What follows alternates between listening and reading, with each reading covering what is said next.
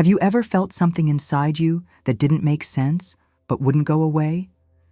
Not a plan, not a dream, just a quiet, persistent pull. Like your life is supposed to mean something more, even if you can't prove it yet. You try to explain it, but it sounds strange. Too big, too bold, too much for someone like you. So you don't say anything. You keep it to yourself, thinking maybe it'll fade. But it doesn't. That knowing stays. It follows you into ordinary days, into silence, into sleep. It doesn't ask for attention. It demands movement. And sometimes it finds the most unlikely person to carry it. Joan was a teenager from a small village in eastern France. Her family worked the land. She didn't go to school. She didn't come from money or influence. There was no path ahead of her except the one every girl in her town already walked. But when she was 13, something broke through her ordinary life. She heard a voice, not a thought, not an idea, a voice, clear and steady. It came with light, she said, with weight. It named itself Saint Michael. Later, more voices followed, saints she'd heard about in church, now speaking to her directly. They told her to save France. They didn't ask if she was ready. They didn't explain why it had to be her. And she didn't question it. She just listened. She didn't speak of it at first. Not because she was afraid, because she knew what people would say. When she finally told them, they laughed. But the voices didn't stop, and neither did she.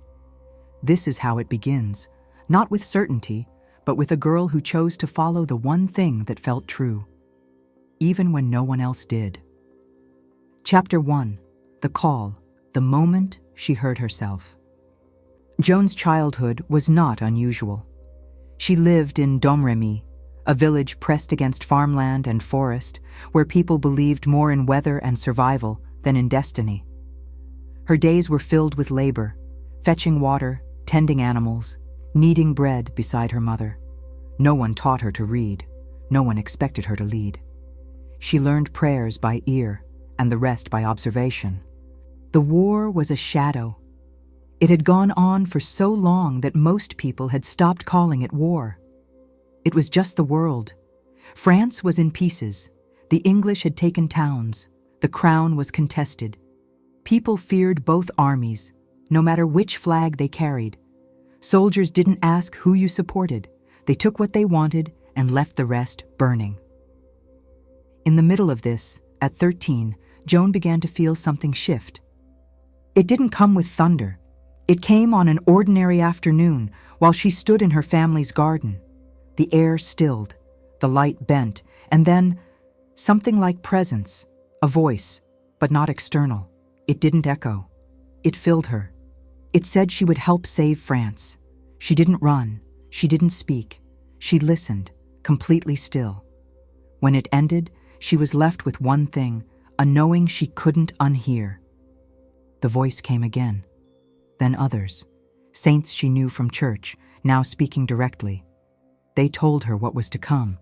The Dauphin needed to be crowned, the English would be driven out, and she would help lead. She never asked, why me? She simply believed she had heard what she heard. At first, she kept it private. Her parents wouldn't understand. Her village would think her mad. But the voices didn't leave, and her quiet obedience turned into quiet resolve. Chapter 2. The Ride. Breaking every rule they built for her. In the winter of 1429, Joan left everything she had ever known. Domremy was behind her, her family, her fields, her past life. Ahead of her stretched more than 300 miles of war-torn territory. The journey to Chinon, where Charles VII held his court, would take over 10 days through enemy-controlled lands. She wasn't escorted by nobles or generals, just a handful of men assigned to watch over her. They traveled mostly by night, avoiding roads patrolled by soldiers and bandits. At 17, she was already a target, and not just because of what she claimed to hear. To stay safe, she dressed in men's clothing, dark tunic, trousers, boots, and a short haircut. It wasn't a statement, it was protection. The world didn't make space for a girl traveling alone through a war zone, so she stepped out of it and into something they wouldn't expect. When she arrived in Chinon, word had already reached the royal court. A peasant girl from the east claimed God had sent her to save France. Charles didn't take her seriously at first. His advisors thought it might be useful to humor her.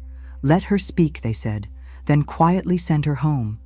But Charles was curious. He arranged a test. He disguised himself in the crowd during her audience, dressed plainly, standing off to the side. Another man sat on the throne. Joan entered the grand hall, looked around once, and walked straight to Charles. She had never seen him before. She pointed directly at him and said, "I've come for you, and you alone." That moment broke something open. It didn't make her a saint, but it made people stop laughing. She was questioned by theologians, bishops, nobles, men trained to detect fraud and false prophecy. They asked about her visions, her mission, her doctrine. She didn't stumble. She didn't stammer. Her answers were clear, steady, confident. In time, they stopped debating whether she was mad and started wondering if she was telling the truth. She told them Charles would be crowned king, not in Chinon, not in Bourges, but in Reims, the traditional coronation site far behind enemy lines. When she said it, she made it sound inevitable. They gave her armor, a white banner, a sword. They didn't expect a miracle, but they had run out of good ideas. She wasn't handed command of all forces, but she was placed at the head of a unit headed to Orléans, a city that had been under English siege for months. She accepted the mission with no hesitation. Because Joan didn't ask the world to make space for her. She arrived with the intention to reshape it. Chapter 3. Victory. What happens when you act like you belong. When Joan arrived at Orléans in April 1429, the city was dying. It had been under siege by the English for nearly 7 months. Supplies were running out. Morale was lower than the walls meant to defend them. People believed the city would fall, and with it, France's last chance at survival. Then word spread. A girl in armor had come to lead them. The soldiers were skeptical. Some laughed when they saw her arrive, riding a white horse, dressed in chainmail, holding a banner instead of a sword.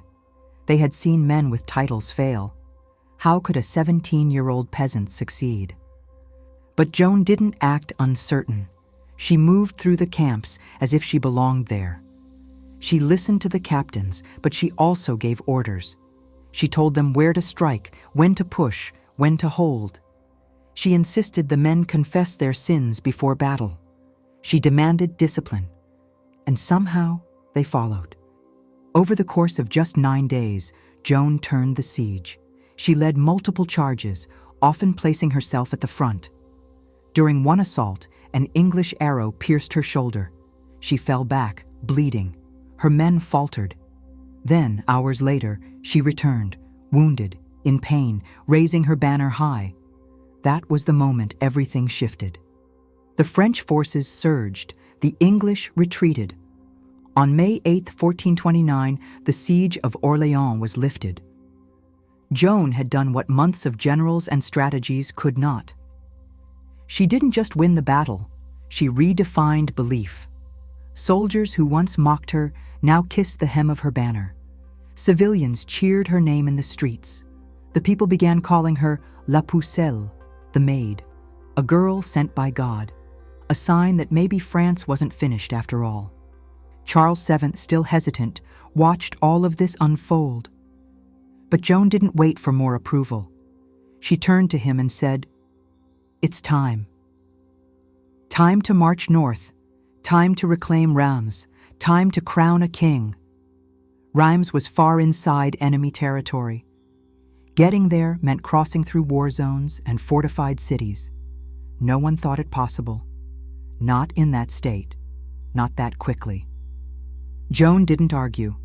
She just moved. And once again, the army followed her. Because after Orléans, no one could say she didn't belong. She had walked into war with nothing but conviction, and walked out with a nation behind her.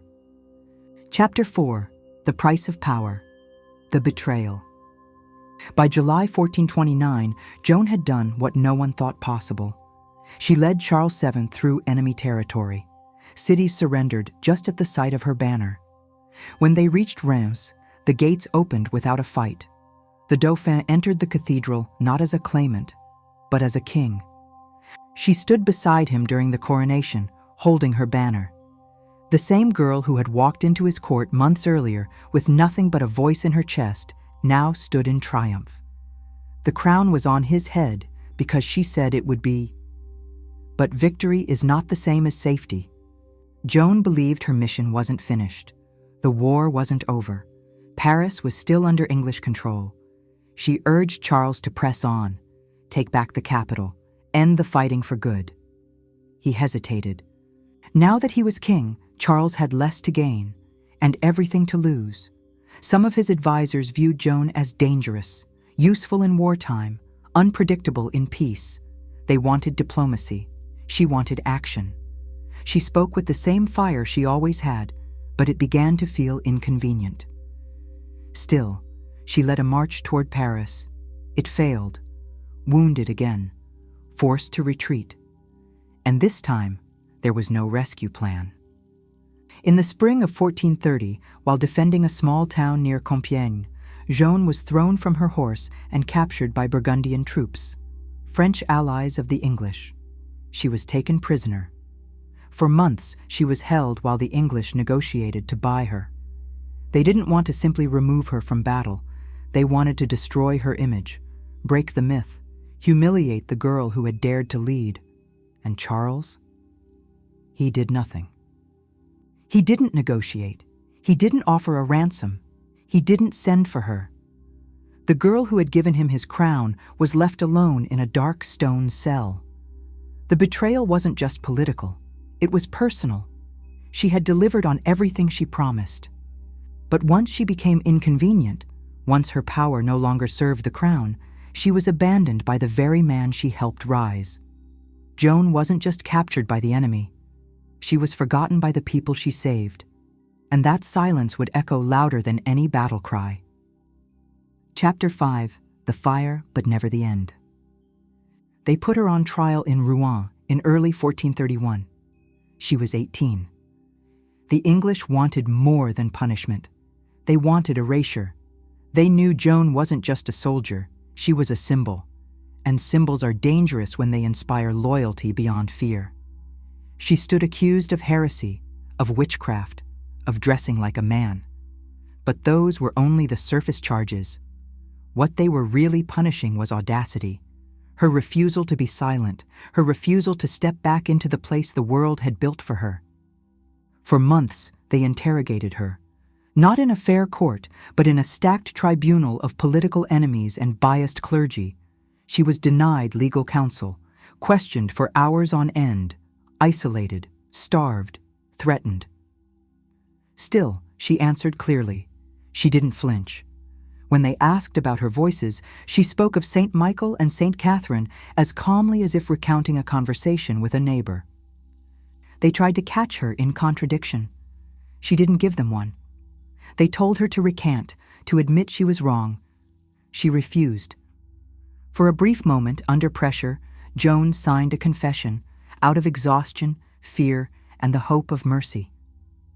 But days later, she took it back.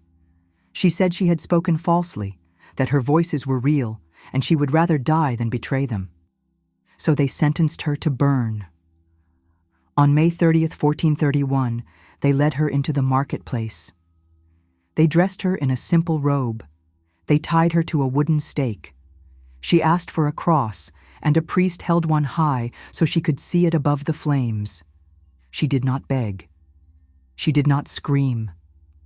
Her last word was, Jesus. But that wasn't her ending. 25 years later, her trial was retried and overturned. Centuries after that, the Church canonized her as a saint. And long before any court changed its verdict, the people remembered. Because what Joan left behind wasn't just a story, it was a standard. A girl, not yet 20, who listened to herself, when no one else did, who walked through fire because she believed what she heard. And when the smoke cleared, her voice was still ringing. Joan didn't change the world because she was certain. She changed it because she listened before anyone else did. She wasn't handed power. She wasn't groomed for leadership. There were no signs around her pointing the way, only a voice inside she couldn't ignore. And when the world told her to be quiet, she didn't raise her volume. She raised her standard. Even now, her story doesn't feel ancient. It feels familiar. Because the truth is, most women don't fail when they're wrong. They fail when they believe the world more than they believe themselves. Joan believed herself, fully and without apology.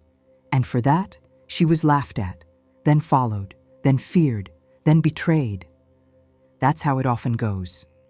Because the world will love your fire when it lights their path and punish it when it burns through their limits. But she never flinched, not when they doubted her, not when they crowned the king, not when they tied her to the stake. And if you've ever felt that same tension, that quiet sense that something inside you is bigger than the life around you, then you understand her better than you think. This story wasn't about war. It wasn't about saints. It wasn't even about France. It was about a girl who said yes to herself, even when no one else did. So if you're still waiting to feel ready, if you're still waiting for permission, remember Joan. She didn't wait to be chosen. She chose herself, and the world had no choice but to follow.